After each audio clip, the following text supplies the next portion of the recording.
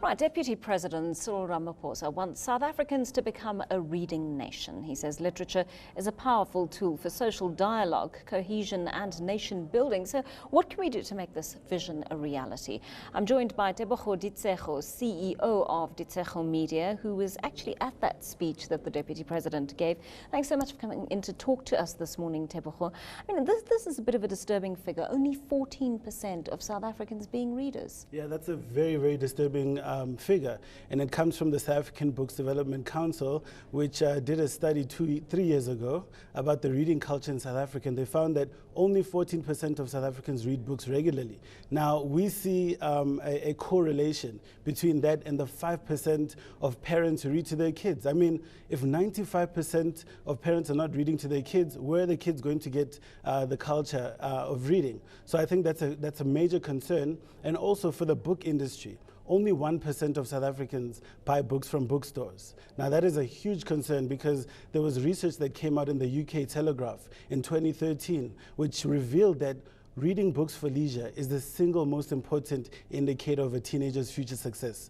If we want to create a leading nation, we need to create a reading nation. You know, it's interesting. It reminds me of something that Neil Gaiman wrote about libraries, about the building of prisons and libraries, how that can be directly correlated. If you want to know how many people you're going to have to build a prison for, you find out how many illiterate young people there are out there. Yes, you need to find out how young people are interacting with the library. Now, it's very brilliant of the Deputy President, Cyril Ramaphosa, to now back up projects which promote reading. And we were there at the event, and he said he's 100% committed, and he's going to commit not only his energy, but also resources behind creating a reading culture in South Africa. You will understand that in the National Development Plan, it does say that South Africans need to be a nation of the book.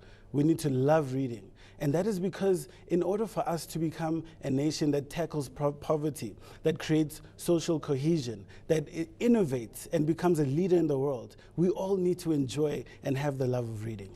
You know, you mentioned a very important figure earlier of only 5% of parents reading to their children.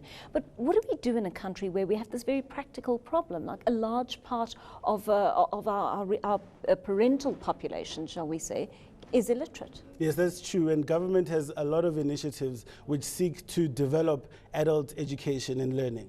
But I think we need to look at it at different dynamically. Now you've got the short-term solutions, medium-term and long-term. In the short term, we need to be very creative. We need to ensure that communities come together to create the reading culture. You can't tell me that in each and every community nobody can read.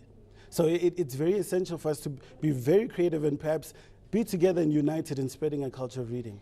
I'm almost out of time, Tebogo. Book taxes, how destructive are they for the country? I don't support book taxes. I don't support VAT on books. If you look at countries like Germany, there's no VAT on books. And Germany is one of the foremost reading nations in the world, one of the most innovative nations. And if you think of the car that you want to buy, you're thinking of a German car. Even in the UK, VAT on books is half of what it is on other items. So it's very important for us to perhaps consider scrapping VAT on books. But more importantly, I think we need to see books more as an investment as opposed to an expense. Very good talking to you, Tebogo. Thank you so much for coming in to speak to us today. Tebogo Ditshego is CEO of Ditshego Media.